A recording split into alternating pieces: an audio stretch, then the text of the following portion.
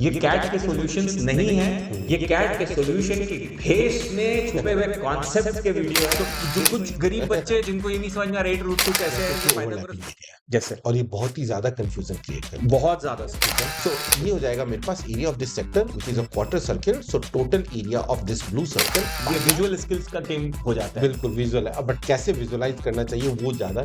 नमस्कार जनता, मैं विद्यार्थी अर्जुन कुमार अंशु मैं गुरु द्रोणाचार्य नितिन गुप्ता आपका बहुत बहुत स्वागत करते हैं circle and triangles overlapping area के इस खतरनाक जलेबी क्वेश्चन में, जो कि कैट 2022 क्वांट के स्लॉट 3 से लिया गया है। सर, जब भी ऐसा क्वेश्चन आता है ना, मेरे को समझ में आ जाता है कि ये जो है भाई, ये विजुअल स्किल्स का गेम हो जाता है। बिल्कुल विजुअल है, बट कैसे विजुअलाइज करना चाहिए वो ज्यादा इंपॉर्टेंट है। तो अगर आपने अभी तक हमारे स्लॉट 1 और स्लॉट 2 के प्लेलिस्ट को एग्जॉस्ट नहीं किया, तो पहले आप जाइए और स्लॉट 1 स्लॉट 2 के जितने भी ज्योमेट्री के क्वेश्चंस आपको दिख रहे हैं, उसको आप प्लीज जाकर के पहले अटेम्प्ट करो, फिर वापस इसमें आओ। आई प्रॉमिस यू 90% चांसेस है कि आपको ये वीडियो के सॉल्यूशन देखने के पहले इसका सॉल्यूशन समझ में आ जाएगा, और अगर उसके बाद अटक गए हो तो जाकर के इसका सॉल्यूशन देखना। तो सर, इसमें खास क्या होने वाला है? सो जैसे कि ओवरलैपिंग एरिया है जैसे और ये बहुत ही ज्यादा कंफ्यूजन क्रिएट करता है। बहुत ज्यादा सर। ठीक है ना, तो इसमें हम देखते हैं इस तरह के क्वेश्चंस को कैसे टैकल करना चाहिए, कैसे हम छोटे छोटे पार्ट्स में डिवाइड करके बहुत इजीली सॉल्व कर सकते हैं। Work breakdown structure project management का एक छोटा कॉन्सेप्ट होता है, तो let's break it down and see how it works. So are you curious to see the solution? I am. Let's go and see the solution. तो ये रहा बड़े पर्दे पे क्वेश्चन आपके सामने। In a triangle ABC, AB is equal to AC is equal to 8 centimetre. तो क्या करें अंशु, सबसे पहले चित्र बनाएंगे सर। ट्रायंगल बना दें। A, this is point B and this is point C और ये डिस्टेंस क्या है? 8 और 8 एंड 8। बीसी पता है क्या मुझे? अभी तो नहीं पता सर, क्वेश्चन पढ़ के देखते हैं। चलो ठीक। A circle drawn with BC as diameter passes through A. तो पहले क्या करें, सर्कल बनाए। BC BC डायमीटर है और diameter A से सर्कल गुजर रहा है सर। हाँ। सर, मुझे कुछ याद आ रहा है।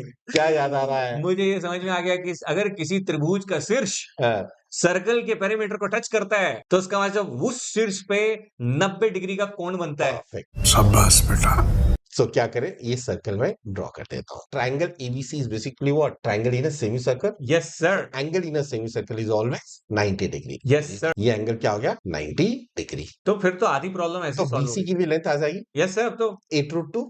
एकदम सही तो जवाब। यानी कि ये diameter of this circle is nothing but that is equal to 8√2। तो जो कुछ गरीब बच्चे हैं जिनको ये नहीं समझ में आ रहा 8 रूट 2 कैसे है, ये पाइथागोरस प्रमेय से हमने निकाल लिया। 8 स्क्वायर प्लस 8 स्क्वायर का रूट निकाल लिया है ना और सर। स्टैंडर्ड 90 45 45 क्योंकि Yes. आइसोसेलेस ट्रायंगल है। हाँ, तो ये राइट एंगल है 90 और ये एंगल क्या हो गया? 45 और ये 45। 45। और किसी भी 90 45 45 में sides are always in the ratio 1:1:√2। Yes, that is another thing. Another circle drawn with the center at A passes through B and C.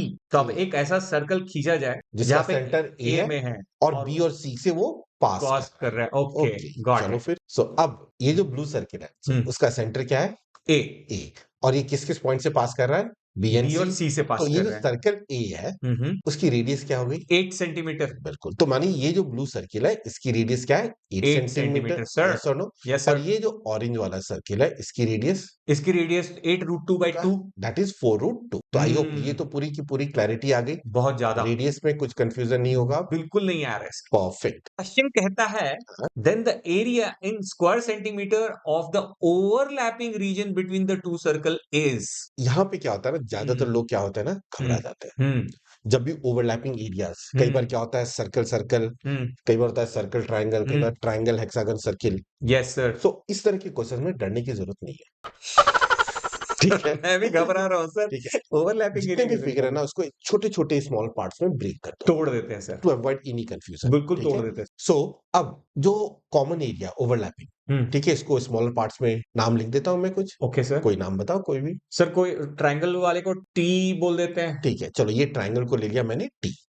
ठीक है, ये एरिया टी, ये एरिया ले लेता हूं एक्स, ये एरिया वाई और ये area Z. Z. So overlapping region between the two circles क्या होगा आंसर बताओ? X plus Y plus Z plus T. Perfect. तो जब तुम इस तरह से ब्रेक कर दोगे ना तो विजुअलाइज करना थोड़ा इजी हो जाता है। देखो मुझे क्या दिखाई दे रहा है, नीचे वाला सर्कल को फॉर एग्जांपल गायब कर दिया मैंने। Okay.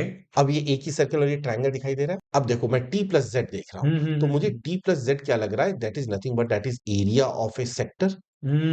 Yes sir, area of a sector, और ये एंगल क्या है? 90 डिग्री।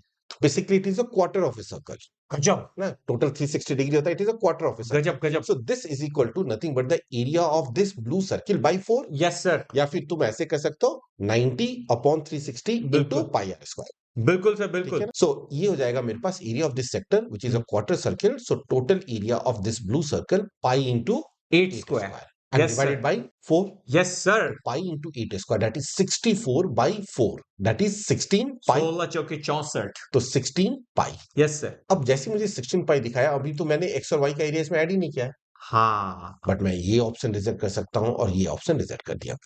एकदम सही। आपने पहला कैसे रिजेक्ट कर दिया सर? 16 pi में से कुछ कम है ना, हाँ, और तो उससे तो फोर्थ ज्यादा ही ऑप्शन, होना चाहिए, हाँ, आंसर तो ज्यादा ही होना 16 pi से ज्यादा होगा, और तुम्हारी किस्मत अच्छी रही तो हो सकता था 3 ऑप्शन रिजेक्ट हो जाते। चाहिए। ठीक है, ठीक है। तो अब मैं जाता हूँ, ये फिगर है। Yes sir. सो नाउ हाँ मैं सर। ये ऊपर वाला एक सर्किल हटा देता हूँ। ओके। अब मुझे ये दिखाई दे रहा है। अब हाँ। अगर तुम देखोगे तो यहाँ पे मेरे पास जो x plus Y plus t, मैं बताऊं सर, मेरे दिमाग में आइडिया भी आ गया। ये सेमी सर्कल के एरिया से अगर ट्रायंगल का एरिया घटा देते हैं, हाँ, तो अपने वो 20 दोनों सेक्टर का एरिया हाँ, पता चल जाएगा। बिल्कुल। तो x plus Y plus t that is the area of a semi circle, yes sir. That is equal to what? Pi into r square, that is 4√2 का whole square. Square and divided by 2, यही होगा। Yes sir. And that is 16 pi. Is that clear? ठीक है sir. अब इन्हीं दोनों का सम 32 पाई आ रहा है, तो 32 पाई से इससे तो आंसर कम होगा। तो ये ऑप्शन नंबर 3 गया और option answer is number option 2। Number 2। पर कुछ लोग जो अभी भी शक की नजर से इसको देख रहे हैं, उसके लिए फिर भी निकाल देते हैं सर। बिल्कुल निकाल देते हैं। ठीक है, बट जब भी तुम सॉल्व करते हो ना, तो ऑप्शंस पे नजर रहनी चाहिए। बिल्कुल रहनी चाहिए ठीक है सर। ना? तो नोट कई बार क्या होगा, तुम्हें पूरा का पूरा सॉल्व करने की जरूरत नहीं नहीं पड़ी, पड़ेगी। टाइम बचेगा ना सर, वरना अभी फालतू के 10 सेकंड और वेस्ट ठीक है, करेंगे अपन तो इसमें। अब मुझे x प्लस वाई चाहिए, तो यस t सर। तो मुझे क्या है? t is nothing but a triangle. Yes sir. Triangle की एरिया क्या होती है? Half base into height. Yes sir. So half, और ये बेस और हाइट 8 और 8 है, because it is yes a right sir. Hand triangle. Yes so sir. Half into 8 into 8, 8। 32। यहाँ पे कर दो, ये जो सेकंड था x plus Y plus 32 is equal to what? 16 pi. Pi.